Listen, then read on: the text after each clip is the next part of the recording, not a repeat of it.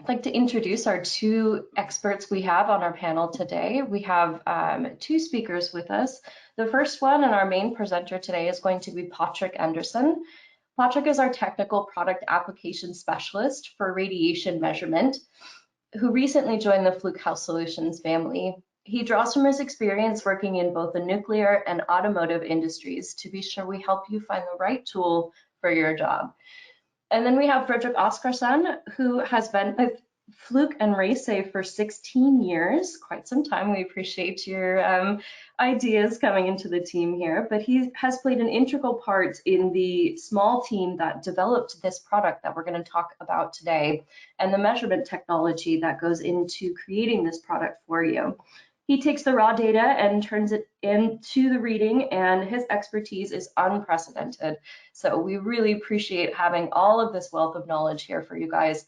And we're looking forward to having Fredrik join us in the Q&A section. So Patrik is going to do the majority of the presentation today, and then Fredrik's going to chime in during our Q&A.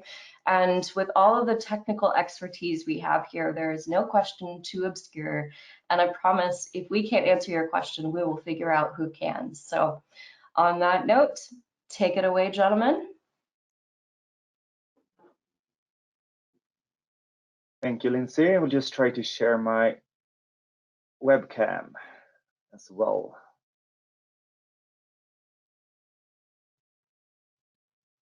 Perfect, we can see you. There we go. Perfect. Yeah, here we go. So today I will start talk about a few different mammography measurement challenges. We will then go through how the X2 MAM and the RF sensor are designed to cope with these challenges.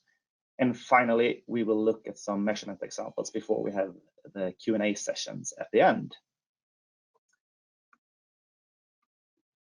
Analog mammography was the same for many, many years. It was 20 to 35 kVp. It was molly or molly-rhodium if you had a bit thicker or denser breast. But then after the digital revolution, there was a huge variety of target filter combinations and other acquisition modes available on the market.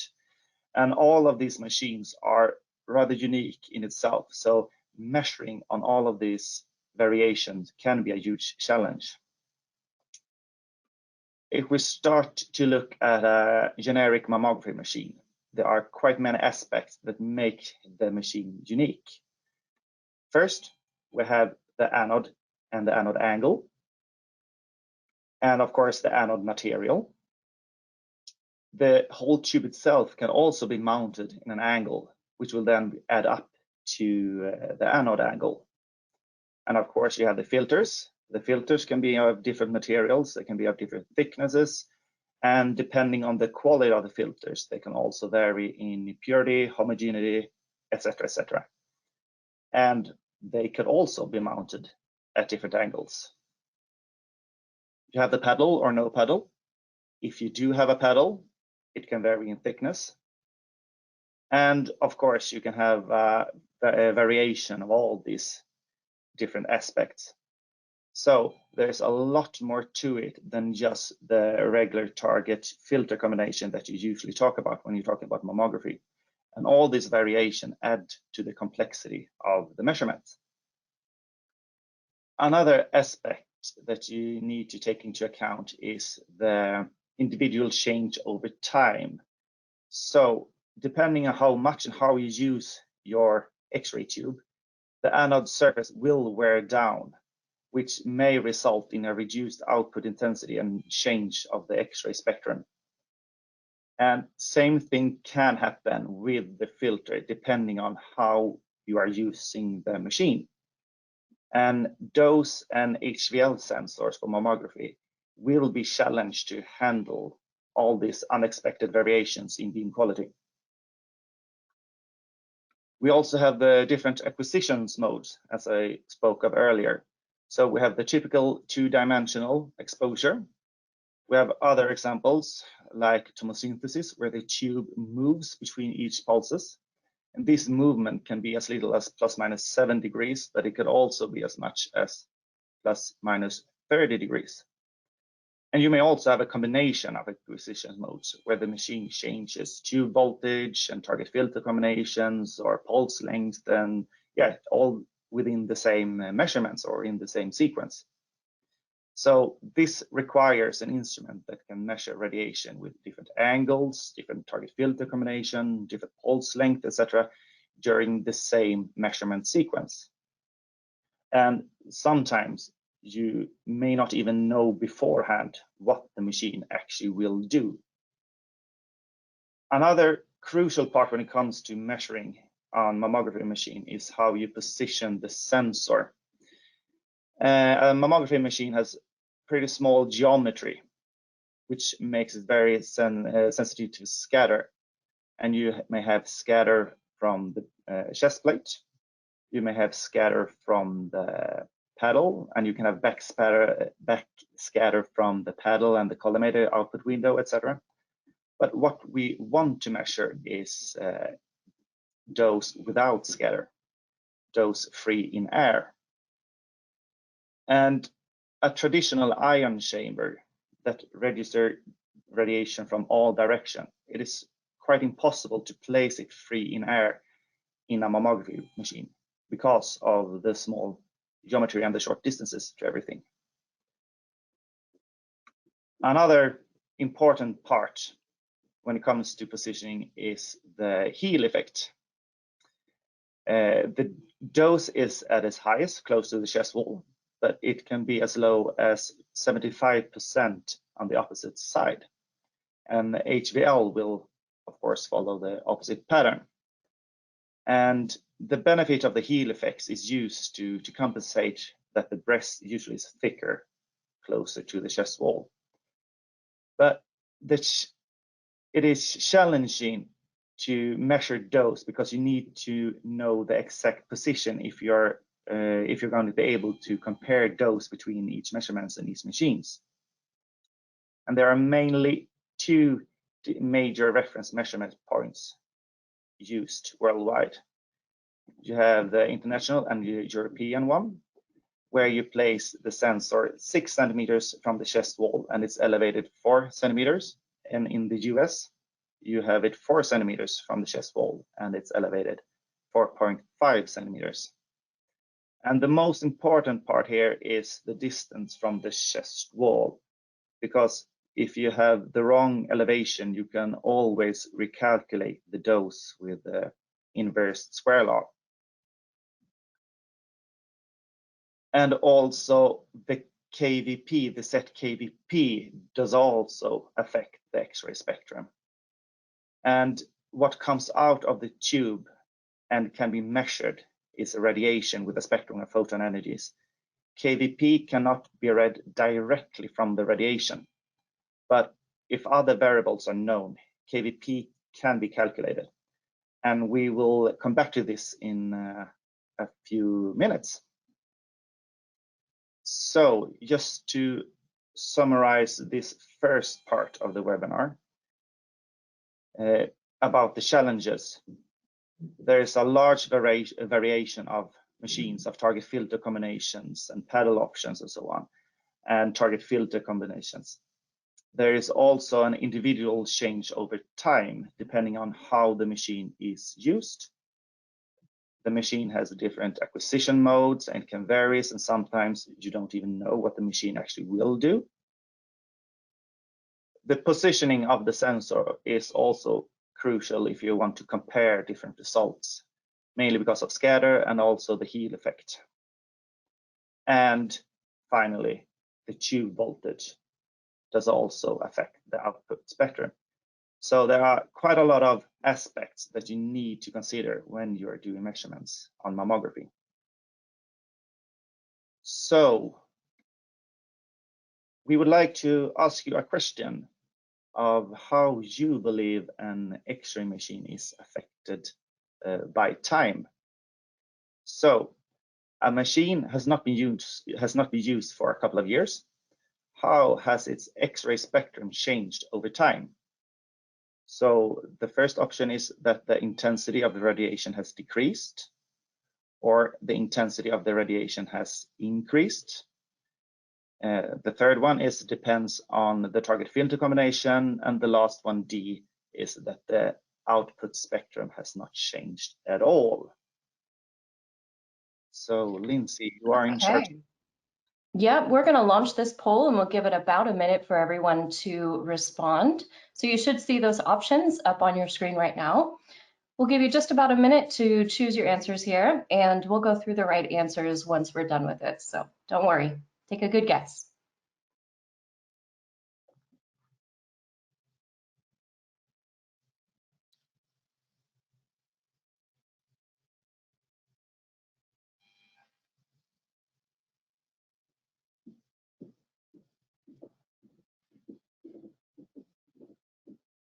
We have about 30 seconds left, so get your votes in there. We're sitting at about 70% of people have voted so far. So hopefully we can get that up just a little bit, and then we'll go through some answers here.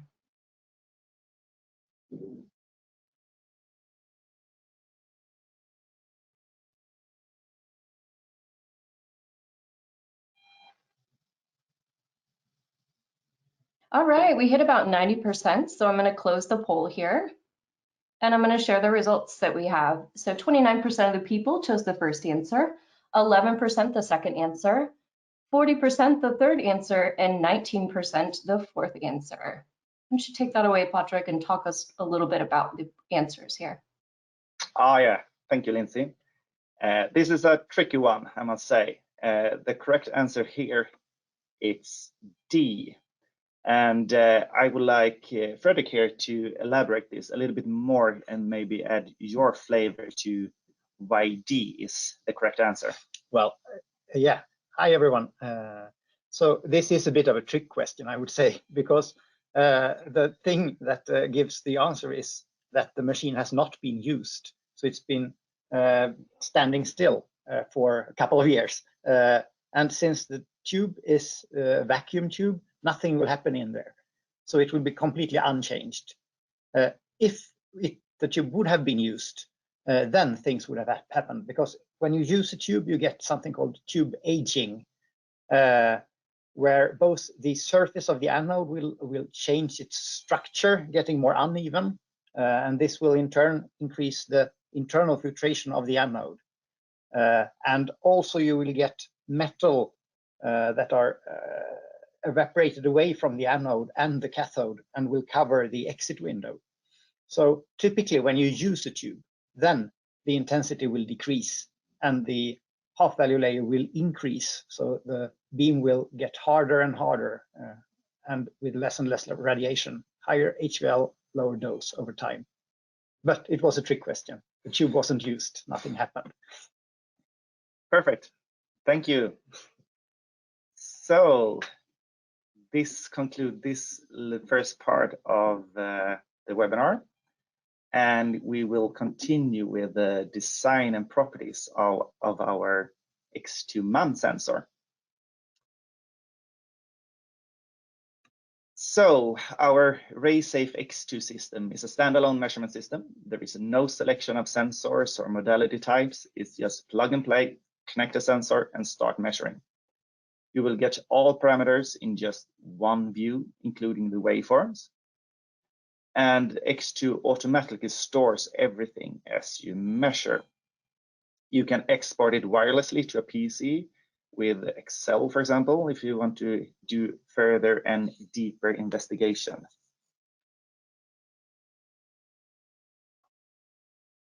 So Patrik, if you wouldn't mind sharing your screen one more time, we're still seeing the poll questions.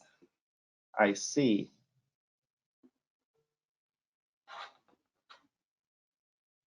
Okay, there we go. Looks good. Perfect. Yeah, just do a quick recap then. Okay, standalone measurement system. There is no selection of sensors or modality type. It's just plug and play. You connect the sensor and you start measuring. You will get all parameters in just one view, including the waveforms. And X2 automatically stores everything as you measure. And if you like, you can connect it wirelessly or through a cable with a PC if you want to do deeper analysis of your measurements or for storage. And you can also export it to our own software, RaySafe View, for even deeper analysis as well. But of course, in this presentation, we will mainly focus on the X2 MAM sensor. So here we have an X2 MAM sensor. It has an active area of 4 by 9 millimeters. It can measure dose, kVp, and HVL within the specification of a span of ±10 degrees. If one turn the sensor 90 degrees, like in the picture to the far right, it have an expanded angle of ±30 degrees and is mainly used for handle large tomosynthesis movements. And the reference height for dose is 11 millimeters from the bottom, and it's marked there with a little line. Here we have a MAM sensor cut in half, and the radiation sensor, it consists of 4 different diodes that are stacked on top of each other. This gives 4 different signals that comes from the same exposure. And the diodes are also shielded from scatter by a tin cage. It is rotation independent, and it will give you true air karma free in air, even though it's in a confined space.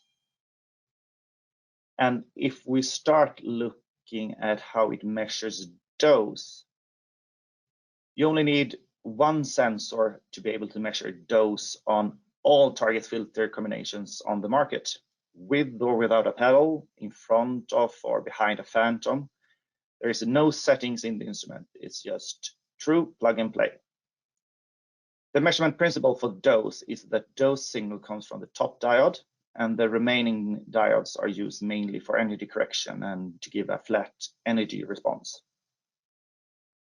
If we look at how it measures the half value layer, the HVL, in just one exposure, you will get 4 different signals with different filtration. And because of the scatter protection, the tin cage around the diodes, the HVL is measured as free in air, even though it is in a confined space. And this sensor can measure one-shot HVL within 5% uncertainty for all existing target filter combinations without any settings or any corrections. So once again, it's truly plug and play. And the last one, how it measures kVp. As I mentioned earlier, kVp doesn't really exist in the radiation, but when we combine several signals and adjust for model-specific properties of that specific mammography machine, it is possible to acquire a kVp. And one of the great advantages of our X2 system is how easy it is to use. And if you just want to measure dose and HVL, for example, you just need to position the sensor, you make an exposure, and you read the values. There is no settings, there is nothing needed. If you want to measure kVp, then you need to select kVp mode and enter the right setting for the machine, the specific machine you are using. And once you've done that setting, it's just the same as before: position the sensor, measure, and read the values. And to demonstrate how easy it is to use our X2 MAM sensor, we will show you a short video, just a 2-minute video, demo video of how you can use the MAM sensor. Let's see if I can get the technique working here.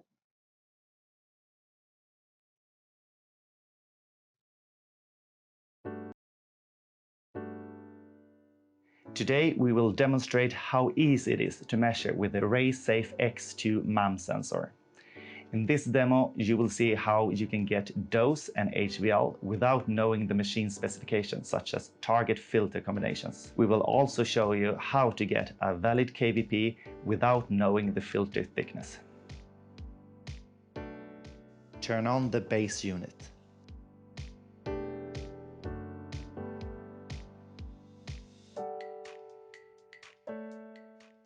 Then connect the sensor. Place the sensor on the examination board according to applicable regulations. In Europe, that is 6 centimeters from the chest wall and elevated 4 centimeters. In the US, it's 4 centimeters from the chest wall and elevated 4.5 centimeters. Make an exposure and read the values. Here you can see HVL, and if you press dose rate and swipe to the left, you will also see the waveform of the dose rate. To get a KVP, you need to specify the target filter combination of your machine. Swipe to the left and choose the correct setting for your machine. In this case, we are using a Pristina Molly Molly with a paddle. Press the home button and make another exposure. Now you've also received a KVP. If you press the KVP and swipe to the left, you will also see the waveform of the KV.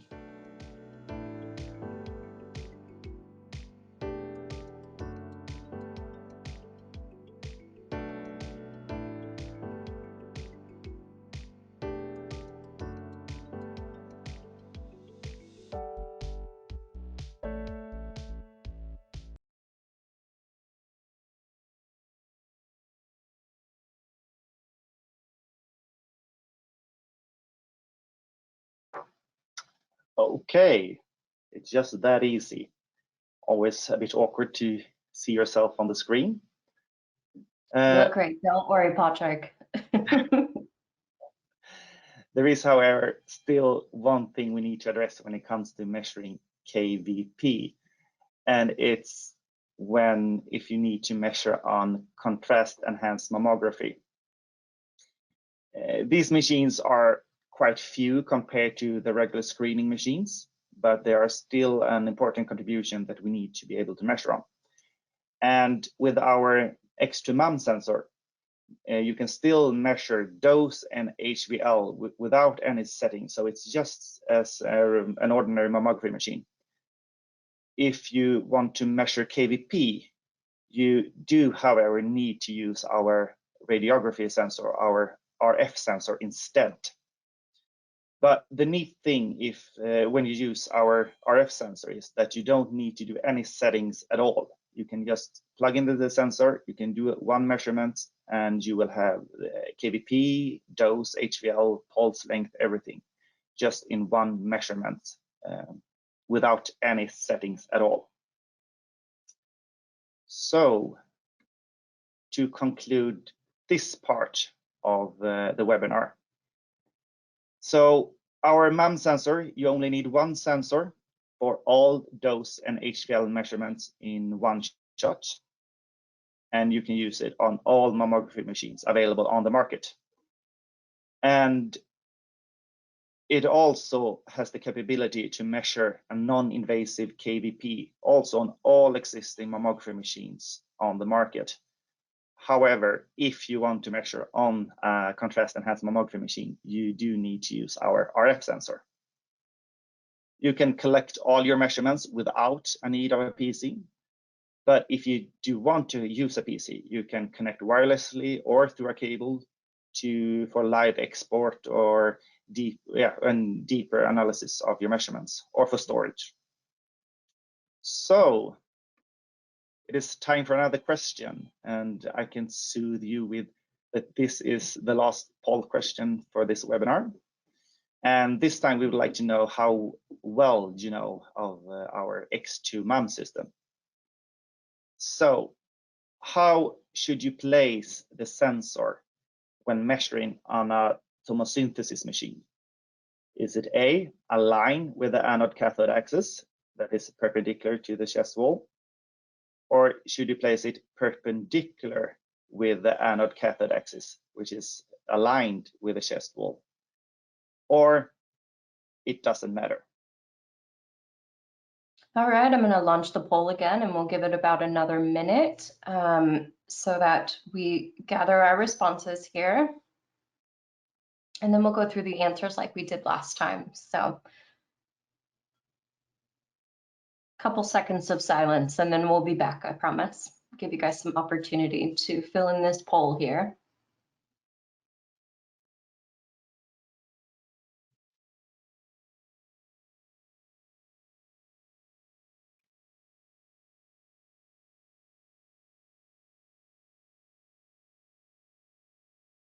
Good responses so far. We're at about 70% of the people have voted. We'll leave it for about another 15 seconds and then we'll close the poll and go through the answers.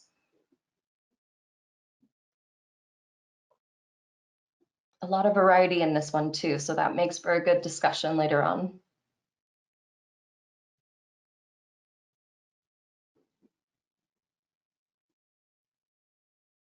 Okay, looks like we're at about where we're going to close the poll here. So I'm sharing the results on the screen. Hopefully you guys can see them. We had 41% of the people chose the first answer, perpendicular to the chest wall. 42% chose the second answer, perpendicular with the anode cathode axis. And then 18% said it does not matter. So what do you think? Does it matter? Well, it depends a bit on the machine, one can say. Here, the right answer was B. And once again, Fredrik, would you like to elaborate a little bit? I also have another slide that might help you. Yeah, please. Yeah, so basically, we designed the sensor with one direction where we have a larger aperture angle or acceptance angle for dose. When you have a pulsed tomosynthesis, when the tube is moving over the detector, then you must make sure that you position it so that the movement is in the same plane where we have the larger angle. So the correct answer in this case with tomosynthesis is to place the sensor in parallel with the chest wall. So the movement, so it can see the radiation from all the full movement direction. If we are measuring on a system where you have just one exposure from above, like normal mammography, a 2D image, which is the most common, then we are totally rotational independent in the plane. So in that case, it doesn't really matter. Still, we do calibrate the sensor in a particular orientation just because we need you need to select something. So in the manual and in our instructions, you will see that typically we place the sensor in perpendicular to the chest wall. And that's mostly for practical reasons, since when you have the cable running in that direction, there is less risk of pulling the sensor off the table. But measurement-wise, it's completely independent if you have a normal single exposure measurement. And I think this is kind of unique for a solid-state sensor. I don't think there is any other solid-state sensor on the market with this large aperture angle. So, and another thing that's really, really good with this design we have is that we can measure dose on any beam quality without a setting, and also mixed beam qualities.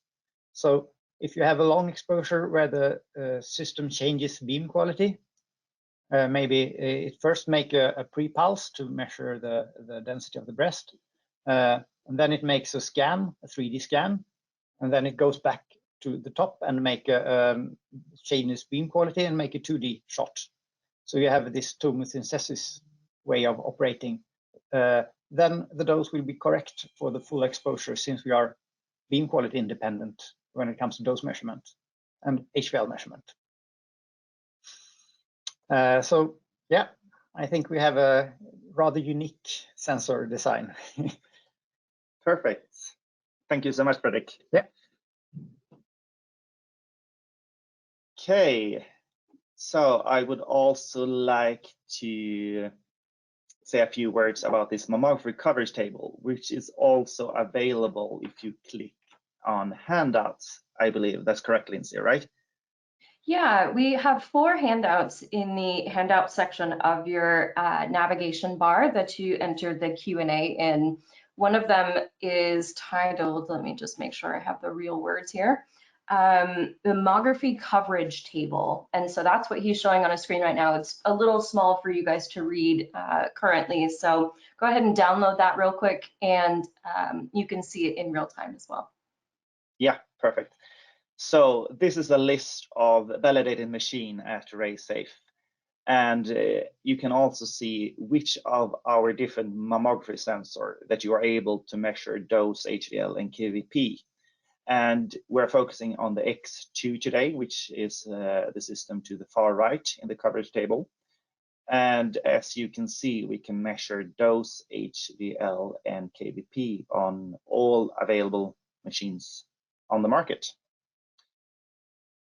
And if you have any question regarding measurements or our system, you are, of course, more than welcome to contact our technical support here. You can see the address at the bottom. Perfect. So to round up this webinar, I would like to take you through some measurement examples. So this is the RaySafe X2 user interface. This is what you see after an exposure. Measured parameters as numbers, and behind some of the parameters you will also see the behavior of the machine as a waveform. When exported to our PC software, our RaySafe View software, all the waveform can be seen in the same graph. And waveforms are often underestimated when it comes to understanding a measurement or the behavior of an X-ray machine, but they can be of great help. Before we go to the examples, we also need to understand the stop delay setting. And depending on which setting you have here, your graph and your measurements will appear differently. If you have a long stop delay, you will have all the pulses, the whole measurement in just one graph. Or if you have a very short stop delay, you may divide every single pulse into a single measurement. So here in this example, we have a measurement from a Siemens Mammomat inspiration. And in this example, we will try to take a closer look on what the machine is actually doing. So at the beginning, the machine does an AEC pre-pulse. It uses the pre-pulse signals to calculate the correct settings for the next exposure, which is the main two-dimensional exposure. It will then change the grid, and finally, it will make the last exposure. So with a long stop delay setting, you will get the same graph as you see here, and you will get an overview of what the machine is doing. But if you have a very short stop delay instead, you will receive each pulse as a single measurement. So it might be hard to understand what is really happening, but of course it's easier if you want to investigate just a certain part of the exposure. And the RaySafe X2 is faster than any other instrument, and it's able to capture a new measurement immediately after the previous one.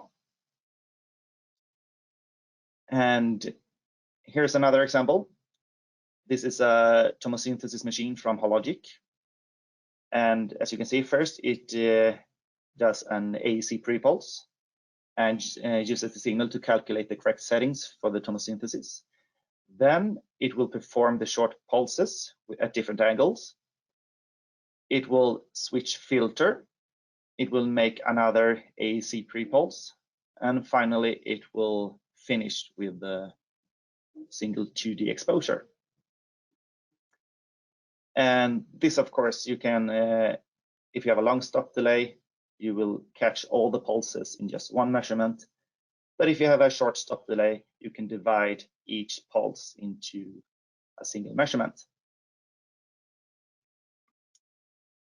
So here are also some additional sensors that might be of interest when you're doing mammography measurements.